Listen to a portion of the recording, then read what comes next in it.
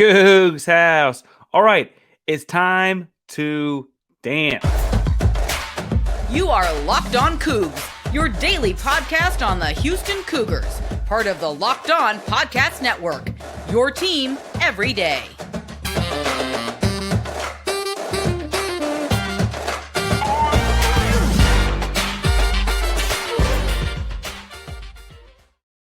Welcome to Locked On Cougs, today the podcast about your Houston Cougars. I'm your host, Houston-born teacher and coach Parker Ainsworth, here to break down all things Cougs. If you're a U of H fan or just a hater who came to stop by, please be sure to subscribe down below that we can latest on the Cougs into your newsfeed each and every day. We appreciate you making Locked On Cougs your first listen of the day. We're climbing towards 1,000 subscribers as we enter March Madness, I guess, today. So make sure you subscribe down below and leave a comment and a thumbs up so that way we know you're entered in the contest to get the big giveaway at 1K. If you have no idea what to say after watching this preview of the Houston Cougars and the Northern Kentucky Norse, that's a real mascot, I promise. Tell us what you thought the Northern Kentucky mascot was. Now, lots to get into here. I'm going to give my breakdown, spiel, etc., and then we're going to talk to a guy named James Weber who's covered the team much more closely because, frankly, outside of watching their Cleveland State game, I didn't have a whole lot of background on the Northern Kentucky Norse. That's going to be kind of how these segments go. The first segment is just you and I. Second segment, we're going to bring in James, and he'll talk for the second and third segments both. We'll go back and forth some about like how that game should go based on their personnel and how their season's gone. All right, so let's talk some about Northern Kentucky. I'll let James do it more in a second. However, it's worth pointing out that they are coming into this game at 22-12, 14-6 in the Horizon. They were second in the regular season in that conference and then did win the conference tournament championship. That's how they got here. Northern Kentucky's only been a Division I program for 11 seasons. This is their 11th season as Division I program. And frankly, for reference on length of time, Kelvin Sampson's in his 9th season as U of H head coach, right? So that's kind of what we're looking at here as far as the time frame goes. Really, really rapid growth out of the Northern Kentucky Norse. They do have good basketball players. I need to stress that they have some talented kids on this roster. I'm really, really impressed by the guard, Marquise Warwick, or I guess it's Marquez Warwick. He's 6'2", 185, shoots threes both at volume and at a fairly efficient clip. He's averaging 19 points per game. He is a star kind of basketball player out of Lexington, Kentucky. Didn't want to leave far from home. That's also a story with the other guy, I think, bluntly, Sam Vincent's the mop top kind of kid that you see pictures of all over March Madness kind of stuff. He's Sam Vincent's a 6'5", 205-pound. I think he's been described as a glue guy kind of guy. So you kind of envision what we're talking about here. He is good. He is crafty. And frankly, in some of their bigger games this season, he's really turned up. Xavier Rhodes, the point guard, 6'1", and he's just a 7 points per game, 3.7 assists per game kind of guy. But he does do a lot of the orchestrating of the offense. Not necessarily hockey assists, but gets everyone in order a lot of the time. I was most impressed, though, in watching them play with their lone big fella, Chris Brandon. Chris Brandon, I would find out later, is from Bel Air High School. So that's probably why I was partial to him. But he's 6'8", 215, springs for legs, gets up and blocks a lot of shots. In that Cleveland State championship game, he had 2 big blocks in the latter part of the second half that kind of cemented and worked as daggers in their own right, including one on a big, big dunk in which I thought he was about to get posterized, and he ended up sitting it into the third row. And then the other big block of his was Cleveland State thought they had a breakaway layup on a steal, and he comes from off of the screen to pin one off the backboard. Think like LeBron James, the block kind of stuff. It wasn't quite the same, 2 hands, both sides of the rim kind of stuff, but that kind of coming out of nowhere aspect of the fast break block. Talented kids, and I want to stress that. And these guys had to win basketball games to get here. These are not some scrubs by any stretch of the measure. Things that they do really, really well. I thought Ken Palm points out that they have the longest average possession on defense. I mean, they force you to find something on defense. They play what's more like a pack line 54 defensive man front. That is to say that they switch everything but the big fella at 5-on-4, right? And they're letting you shoot threes. They let you shoot threes and say, if you're going to beat us that way, you're going to beat us that way. Cleveland State could not, right? On the inverse, they also have fairly long, slow possessions themselves, trying to get threes. They shoot a they shoot a lot of threes. They're averaging 62 possessions per game, which is one of the 5 slowest in all of college basketball. And in 62 possessions per game, they're letting fly 24 3-pointers, right? So they're nearly half of their possessions are ending in a 3. And that's just what they do. That's their MO. And they shoot it at a relatively decent clip, right? They have guys, like I mentioned, Warwick and Vincent, that can shoot decent percentages, right? 37, 33 respectively. But they also just kind of rely on that volume to be like, hey, even though we shoot 30% and we have this many more shots, 30% of 25 shots is a lot more than 30% of 15 shots, right? Offensively, they seem to do a lot of 4-out, 1-in, kind of conventional pass cut, pass screen away, like more or less basic motion kind of principles, and just make good decisions. They're not a team that turns the ball over a whole lot. They turn over just 11 times per game, which I would have expected being a little bit higher based on their position in the bigger college basketball picture. They do turn other people over a lot at 15.6 points, 15.6 turnovers per game as a team. So anticipate like some intense ball pressure at times. The big thing to me in watching the Cleveland State game and the East Kentucky game, the two I saw, they're really, persnickety with that Cincinnati game, which was the one I was looking for. If you've got that, I guess send it my way. I thought it was interesting in watching both of those matchups that I guess they're not very deep, and I don't want to like belittle the kids that come off the bench for them. And I'm sure James will tell us more in a moment about like who those kids are and why those kids are special. But also, those kids don't strike me as like long-term Division I basketball players. I don't mean that negatively, but like you could tell me Xavier Rhodes could transfer into a little bit bigger program at some day, right? You could tell me that Sam Vincent can maybe, after he's played at home in Northern Kentucky, maybe transfer up to a bigger program someday. I don't know that anyone on their bench could, with the exception of a giant 7-footer named Emmanuel Zorkval. And really just because he's a 7-footer. He's 7 foot. He's young. I don't know how much basketball he's ever played. James will tell us more on that in a moment. But at the end of the day, like, they're going to be in trouble if we can get the big fella in foul trouble, because that big guy, Chris Brandon, who, again, Baylor High School, I really like, he's kind of their only reliable big guy. They bled like 12 straight points when he came out of the game with foul trouble in the Horizon tournament championship game, right? They cannot have him off the floor, and he's going to have to guard like Jawan Roberts or Jarace Walker, and I don't know who guards the other one, and I don't know how he doesn't foul the guy he's guarding just by playing physical at the way Houston plays physical. I will say that as far as them turning people over goes, if Marcus Sasser is not playing, Houston's got to be really diligent and intentional with the ball. And that also means Jamal Shead, on the inverse of this whole thing, cannot get in foul trouble himself, because they're going to make those younger guards of Houston turn over some too. This is not a bad basketball team. I don't mean to say that by any stretch. It is a game that I feel confident we should be able to rest Marcus Sasser, and if he's not 100%, and get ready for the weekend's game on Saturday. Again, I guess you only get that game if you win. I totally get that like critique, but also I would hope that Houston, unless they just come out and shoot the lights out, that is Northern Kentucky, I would think Houston's got a pretty good chance. That's all my 2 cents. In a moment, we're going to bring in James, and James is going to tell us more about his. But first, let's tell you what FanDuel's 2 cents are, because it's the midway point of the NBA season. It's the perfect time to download FanDuel, America's #1 sportsbook, because new customers get a no-sweat first bet up to $1,000. That's right. That's bonus bets back if your first bet doesn't win. Just download FanDuel Sportsbook app. It's safe, secure, and super easy to use. Then you can bet on everything from the money line to point scores to threes drained and more. For this game, Houston and the Norse, they've got the line set at Houston by 19.5 and the over-under at 122.5. Now, I think that 122.5, after doing some deeper research in this, is probably leaning into how slow the pace of this game will be. I will say, though, I could see this game being like 70-50, and thus being well over that 122.5, because Houston, I imagine, will try and turn them over some in a way that I don't know if Northern Kentucky's necessarily played a lot this season.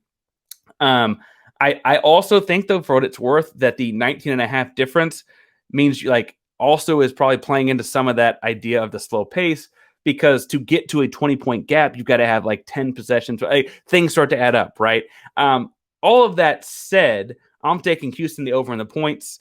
I'm doing all the way across. It is a 1-16. I don't know at this point yet for sure answer on Sasser. I know he's going to probably try and warm up, give it a go like did in the AAC championship game.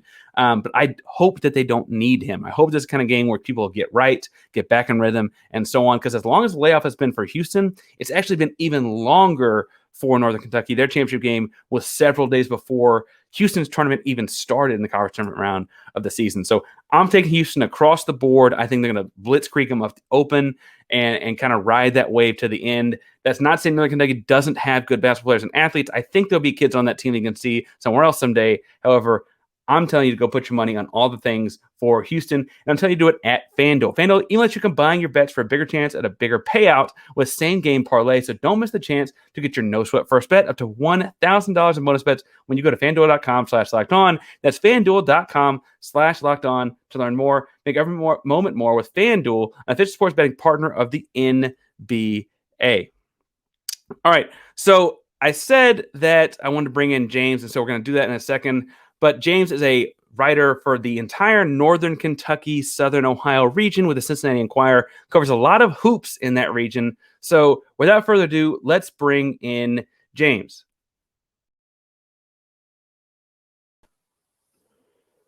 All right, so to preview Houston's matchup with Northern Kentucky, I bring in a Northern Kentucky specialist and a guy that knows a lot about basketball in that Northern Kentucky, Cincinnati region, James Weber of Cincinnati, the Cincinnati Enquirer. James, how are you doing today?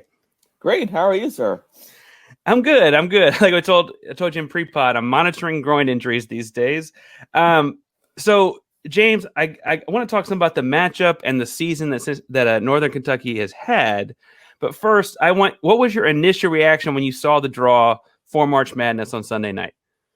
I think it wasn't a big surprise that, pretty much every projection had them playing either Houston or Kansas, 16 versus a 1, and there was a slight possibility that they might get bumped up to a 15, but yeah, pretty much, a lot of fans were thinking they were just going to end up in Birmingham, whether it be versus Houston or Alabama, and possibly Kansas in the morning. So pretty much that was consensus. It's going to be one of those three, and that's what it turned out to be. Because like I said, there was a slight chance they were going to be at 15, but there weren't enough upsets in some of these other leagues to do that for them. But so it wasn't that big surprise, and I was there with the fans yesterday. They're really excited. Birmingham's about 7-hour drive from this area, so there'll be a lot of fans buying their tickets and getting ready to head south. And I think it's ended up being a good draw for them. Well, and they've had an exciting season. I want to talk some fans of this show know that I try and watch a couple games of the other teams to have a taste of them. That Cleveland State championship, the first game I watched was when they played Cleveland State in the conference tournament championship. Exciting game, back and forth, a couple big threes down the stretch. Talk to me, like you said that there wasn't that much of a surprise on Sunday, but when they won that game, what was the feeling for Northern Kentucky?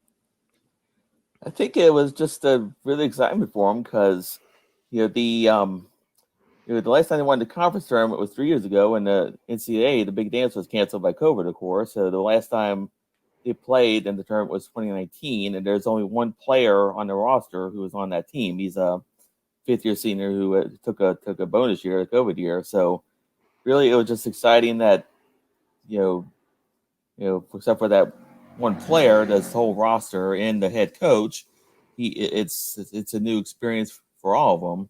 Of course, head coach Darren Horn, he's been a lot of stops in Power 5 leagues and coaching and playing. So, but it was a real big celebration. Plus, the Horizon tourney was in Indianapolis. That's a real short drive for a lot of the fans. So it was just a festive atmosphere. They came back the next day about noon, and there are a lot of fans there to greet them with signs and everything. So, the community's really got behind them in general. I was really impressed by a couple of guys. I think it's Marquise Warwick, is how you pronounce the first name, but Marquise Warwick. Yeah. Marquez, yes. Marquez Warwick and Chris Brandon. Those two guys look like big-time players. I want to talk about them in a second. But I think the guy that steals the show in that title game was a kid named Sam Vinson, 6'5", sophomore. I think he's the kind of guy that just has every look about taking over March Madness in a weird kind of way. What can you tell us about that trio and the impact they've had at Northern Kentucky? We start with Sam. He's a sophomore. Like you said, he's a glue guy. He does a little bit of everything. He doesn't really run the point, but he can run the offense. He can get the passes. He gets key timely rebounds and steals. He has some shots here and there when they're focusing on Marquez and other guys. And he's a winner because he was in high school. He comes from Highlands High School, which is about 5 minutes from the EQ campus in Fort Thomas. So as a senior, he led them to the title in 2021, and doing the same thing. He was basically the point guard there, but doing whatever needed to be done, blocking shots. He does a little bit of everything, runs the show, and down the stretch against Cleveland State, he had a really big steal that led to a basket late in the game to help stretch a 4-point lead to 6. And he's just, you talk about intangibles, the glue guy, all that stuff. He does all that, and it's really important to him to represent his community. Because, like I said, because he picked NQ to be near his hometown, and it's important to him to represent the university, the team, Highlands High School, which is a big basketball tradition, just everybody. So, he's been a special player, and then to go back to Warwick, he's just had an outstanding year. He's had a couple buzzer beaters to win games this year, and he can take over. He can take over the offense, obviously when they need him to, and I think the thing coach likes to say about him, but the game kind of slows down for him this year, where he doesn't force anything. He lets the game come to him. He trusts his other guys, and he's another guy who's a Kentucky guy, Lexington, Kentucky. He went to high school near UK, and he was a winner there. And it's something where he's really come into his own this year. He was pretty good last year, but averaging over 19 points a game, 86 3-pointers. He's the centerpiece of the offense, but he knows not to force things when they key on him. And then Chris Brandon, just kind of an underrated guy. He's made their main post threat inside and out. He's really the one post guy. He gets a lot of minutes, and he's had some gigantic rebounding games. He's not going to score very much, not going to be the centerpiece of the offense very much, but they really need him inside. And when you watch the Cleveland State game, he had that early foul trouble, and Cleveland State went on a quick 10-2 run because their post guy is he had transferred from Iowa State.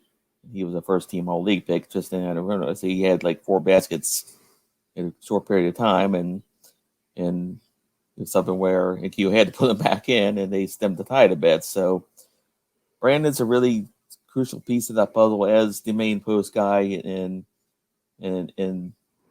with his defense, he had that big trail block near the end of the Cleveland State game. They were up 2, and Vikings got the ball in court there. It seemed like it had open layup, and he sprinted in and got the trail block, and then they got a basket on the other end. So that was a huge play in that game, and that's been what he does. I mean, Chris Brandon, kind of a quiet guy, but he a lot of energy, effort, and hustle.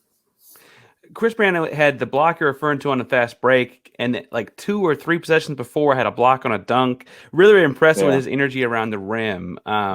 He is, like you mentioned, the one true post player. They got a younger guy, Emmanuel Zorgbal. He's a 7-footer, so he's got some length, but he looks very raw and inexperienced. Chris Brandon's really the true post player they got, right?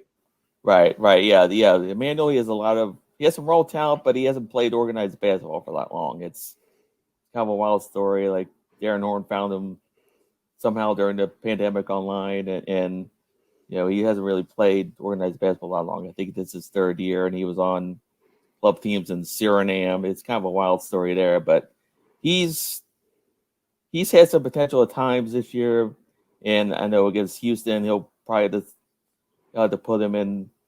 I'm sure they'll put him in if all he does is take some fouls here and there against some of Houston's big guys, but he has potential. It's just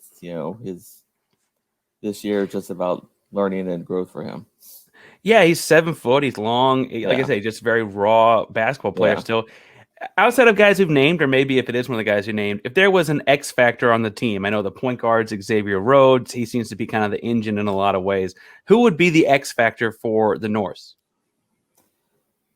Well, Trey Robinson, one of the other starters, he's another guy, does a little bit of everything, very athletic, hits some threes here and there, play defense, rebound. He's a starter. He's a local guy from Hampton, Ohio. And the guy that, really probably a name the fans should know is that it's a six-man Trayvon Faulkner. He was a former Mr. Basketball in Kentucky 2018. He's the fifth-year guy I mentioned earlier who came back just to experience this, and he has over 1,600 career points. And early in the season, they started bringing him off the bench because really he was the only reliable bench guy. Because Zorval and some of these other guys that put in, they're freshmen, they're still learning. So Faulkner's, they call him grandpa on the team. So they bring him off the bench, and he brings the leadership, and he's another versatile guy who can do a little bit of everything.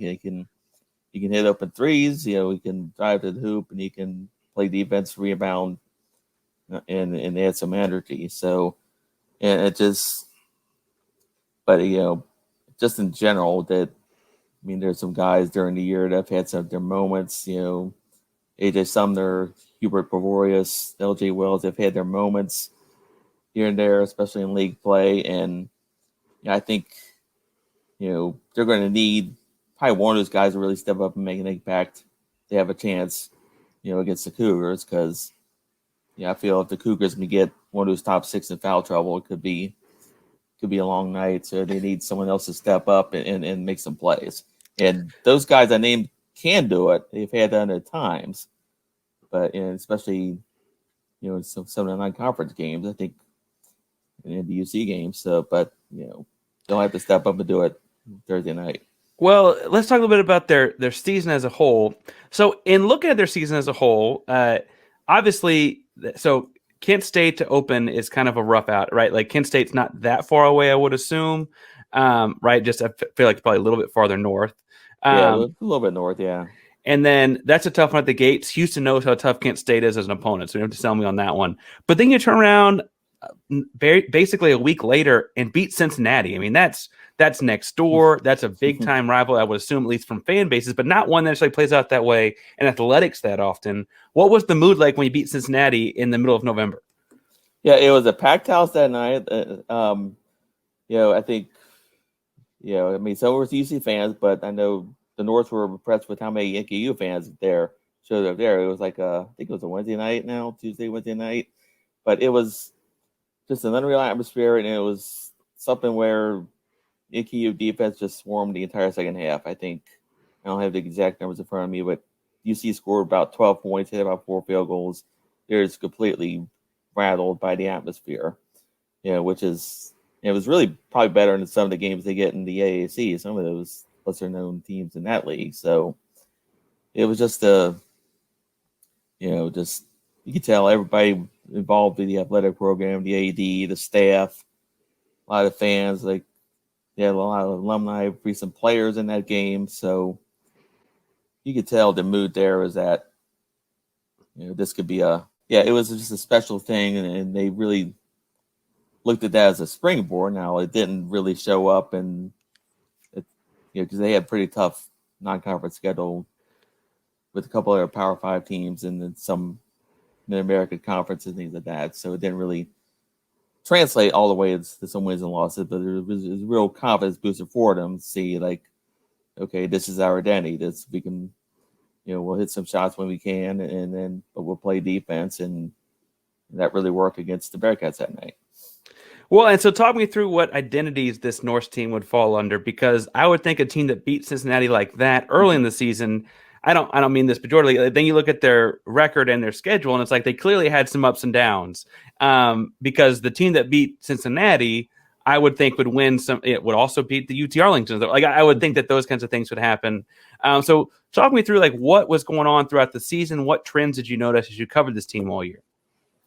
Yeah, I think part of their issue was I think they were, like I said, their bench is a lot of freshmen. They just a lot of guys who, even to this day, they're still working their way in, trying to get confidence. So, So it really becomes, even in the tournament, conference tournament, they play like 6 guys, a couple of those freshmen come off the bench for about 5 minutes. So I think they're working their way through those issues, and you know, and when they lose to UT Arlington, and of course Toledo was one of the best teams in MAC too. So they're gonna have a long trip to Florida. They did play Florida Atlantic, 31-3, and they had a trip to Washington State too. But I think they're finding a way against some of the teams from maybe slightly higher conferences too.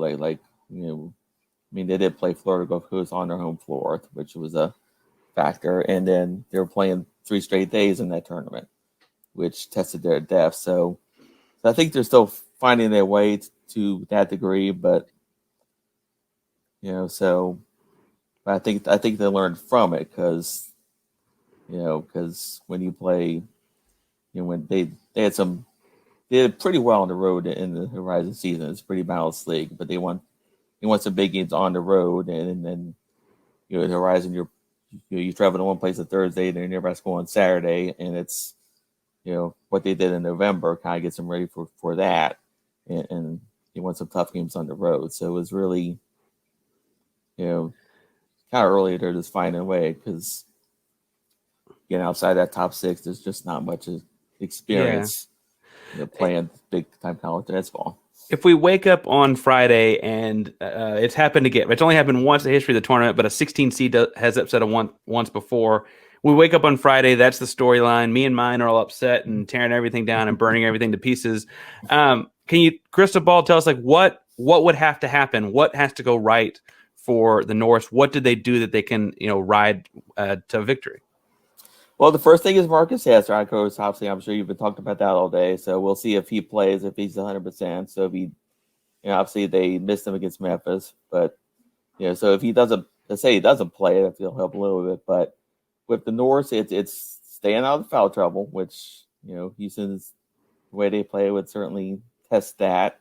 But one stat I saw earlier today, Matt Lorlander put in one of his stories on CBS that the Norse rank first, or I guess it'd be last, but as far as like offensive possessions against them, as far as the length of those, the Norse rank first as far as like stretching those out on defense, because they don't give up easy shots most of the time. They're good at forcing the opponent to run down the clock and sometimes put up the prayers. They do that better than anyone in the country, according to Matt Lorlander. So against Houston, they'll need to do that. They can't give up a whole lot of easy buckets, in the half court or in transition, and they have besides Chris Brandy, they play a lot of guards, so they need to take care of the ball, not give them anything easy in transition, turnovers and things like that, and they need to be able to keep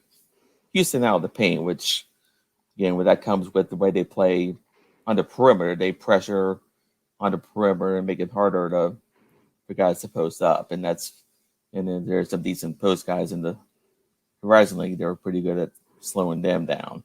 And the Horizon League has a lot of elite guards too. So, IKU struggled at times against some of those guys, but on the whole, they were pretty tough against those guys. So I think when you look at any 16 against someone, you have to play mistake free, get a little luck, and have one guy get really hot. So it could be Warwick, if he needs to have a big shooting game, or one of these freshmen I mentioned comes in and hits a few big shots. Maybe someone kind of at the bottom of Houston's scouting report, but they need to play the game, which is what they're stressing yesterday when they saw the bracket, that they just need to be aggressive on defense, be tough on defense, and just limit their mistakes on offense. And then like I've been saying, just get a couple of these freshmen, get some key minutes off the bench and stay out of trouble. So if all that happens, you just never know. You never know. Yeah, that is the fun of March Madness, though, right? As you never know. James, you write for the Cincinnati Enquirer, so people can find your work at their website. On Twitter, you're at J Weber Sports. Is there anywhere else you want to plug? Anywhere else people can find you, interact if they got questions about the Norse? No, you hit it right there. It's those two spots. Well, thank you for coming on today. Again, March Madness is a fun time of year. It's fun to get to explore all different parts of the country and regions and basketball programs that I might not have thought about a month ago, but they were on ESPN last week, and now we'll be seeing them in front and center on Thursday night. So thank you, James, and we'll talk to you again soon, hopefully. All right, thank you. Appreciate it. Thank you so much for tuning in to Locked On Cougs Day. Welcome back. We'll be talking all things Houston Cougar basketball all March Madness long for however long that goes, all the way up until NRG. We're cutting down some nets, hopefully. So make sure you subscribe down below and get the latest on the Cougs each and every day. We appreciate you making us your first listen of the day. If you're looking for a second listen of the day, I'm going to recommend Locked On College Basketball because it is March. If you want to talk all things Cougs with me, you can find me at Painsworth512. That's PAINSWORTH 512 on all of our social media accounts at Twitter, Instagram. I got a TikTok these days. All those kinds of things. Make sure you find me at Painsworth512. PAINSWORTH 512. Thank you so much. Remember to make Locked On Cougs your first listen of the day. And Locked On Cougs is a proud member of the Locked On Podcast Network. That means your team, or in our case, the number one team in the country, every day.